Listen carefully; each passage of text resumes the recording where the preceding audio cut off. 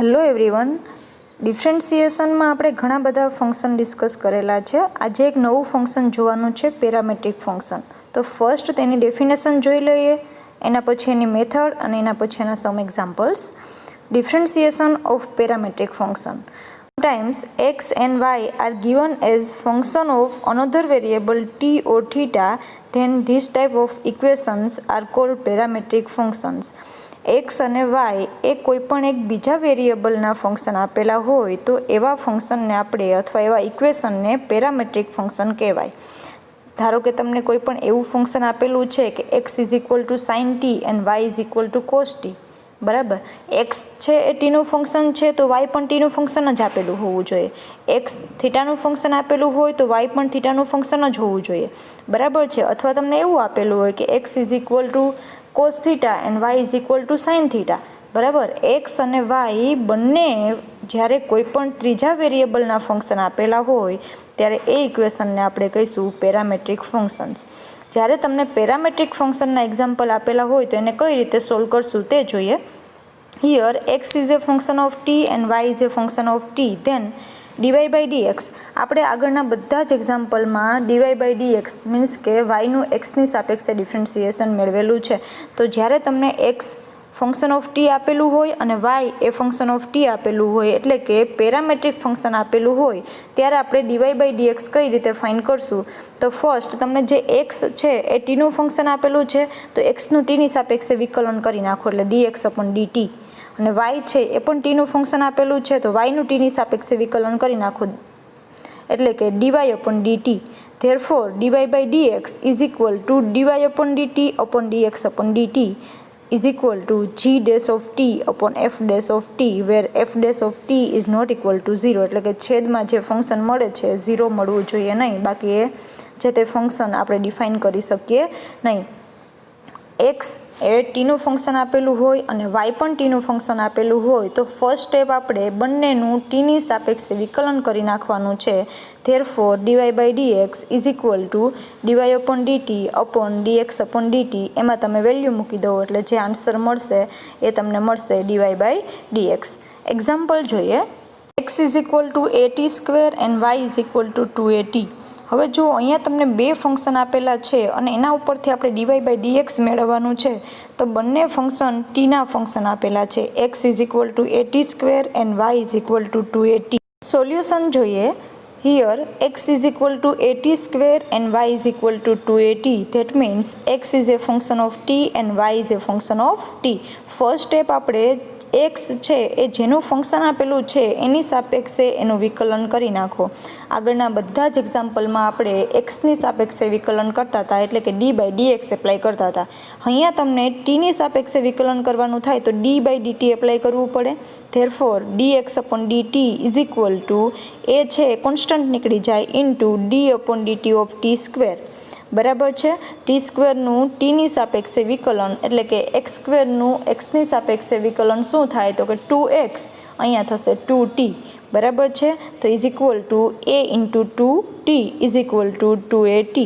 એવી જ રીતે વાય પણ તમને ટીનું ફંક્શન આપેલું છે તો વાયનું પણ ટીની સાપેક્ષે વિકલન કરીએ તો therefore dy upon dt is equal to 2a constant નીકળી જશે.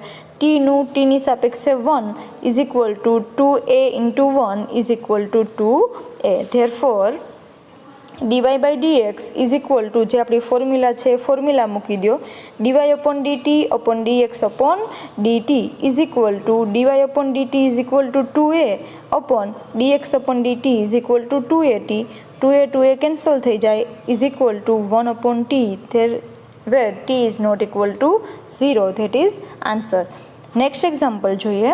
If x is equal to a theta plus sin theta and y is equal to a into 1 minus cos theta, then find dy by dx. હવે અહીંયા જુઓ તમને x છે એ થીટાનું function આપેલું છે અને y પણ થીટાનું ફંક્શન આપેલું છે તો ફર્સ્ટ સ્ટેપમાં આપણે એક્સ અને વાયનું થીટાની સાપેક્ષે વિકલન કરવું પડશે. સોલ્યુશન જોઈએ.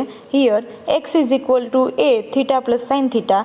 ફર્સ્ટ આપણે અહીંયા જે એક્સની જે ફંક્શન આપેલું છે એ મોટું ફંક્શન આપેલું છે તો પહેલાં આપણે dx upon d theta find કરી લઈએ.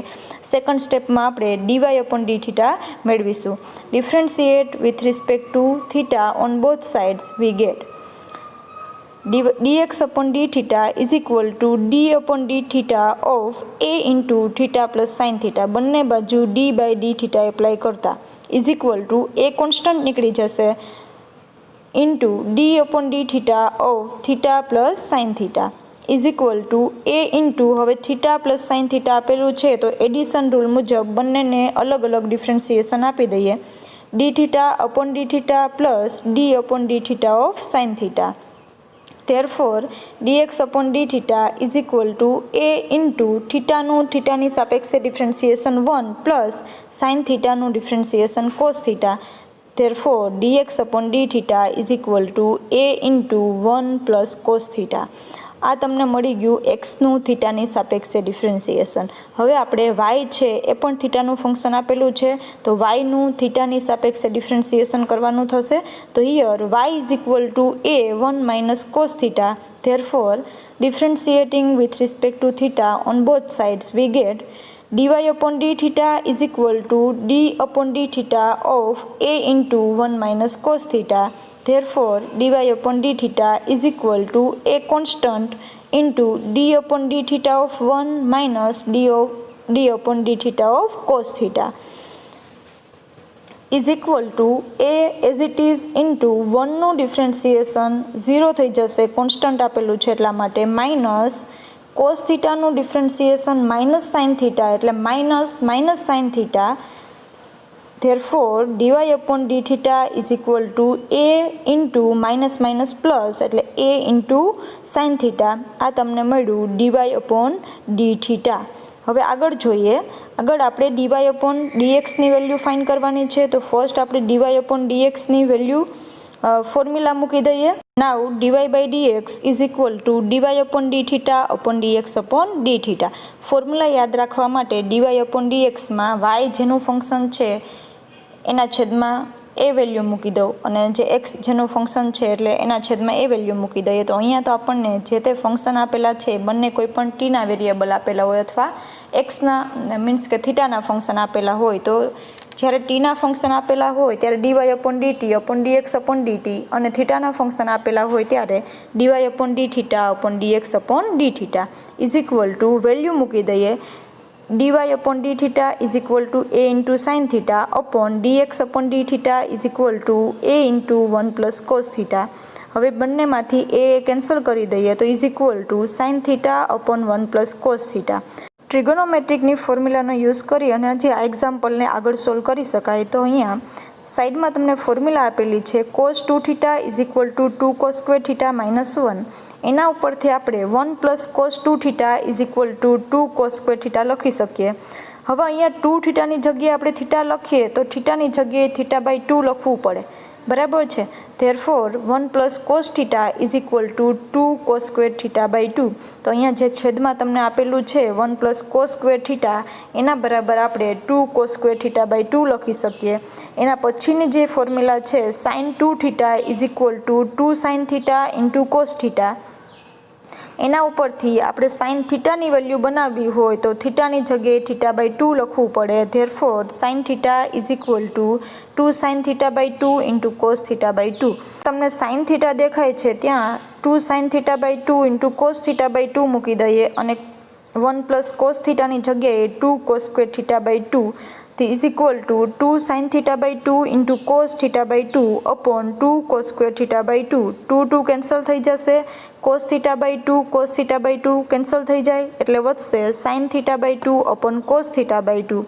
We know that sin theta upon cos theta is equal to tan theta. Therefore sin theta by 2 into upon cos theta by 2 is equal to tan theta by 2.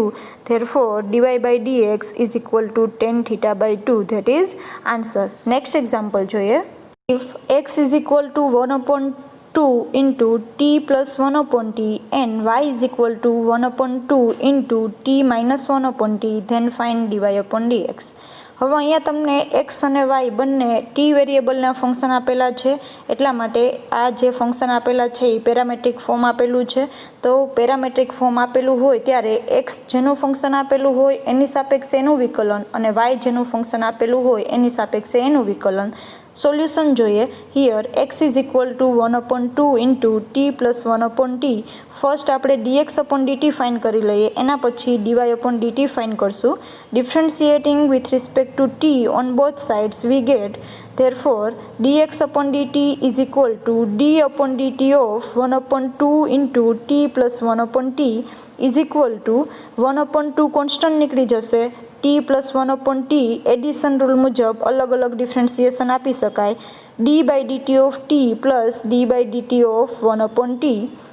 therefore dx upon dt is equal to 1/2 into ટીનું ટીની સાપેક્ષે differentiation 1 minus 1/t નું ટીની સાપેક્ષે differentiation minus 1/t square, 1/xનું minus 1/x square એ મુજબ આપણે કરી શકીએ.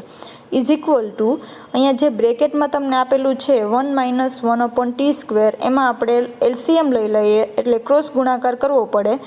Is equal to 1/2 into T square minus 1/t square. આ તમને મળ્યું dx અપોન dt. આવી જ રીતે આપણે dy અપોન dt ફાઇન કરીએ. Here y is equal to 1/2 into t minus 1/t. Differentiating with respect to t on both sides we get dy upon dt is equal to d upon dt of 1/2 into t minus 1/t.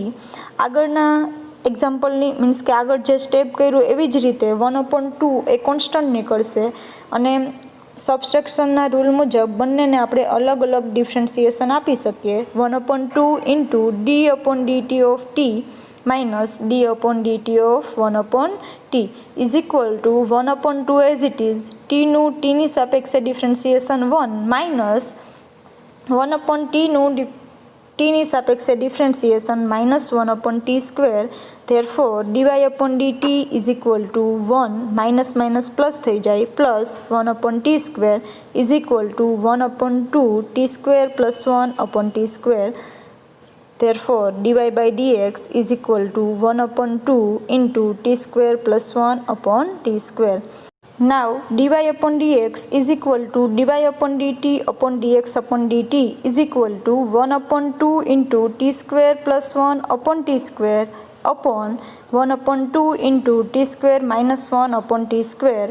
હવે અહીંયા 1/2 1/2 cancel થઈ જાય, બંનેના છેદમાં t square આપેલા છે એટલે એ પણ કેન્સલ થઈ જશે.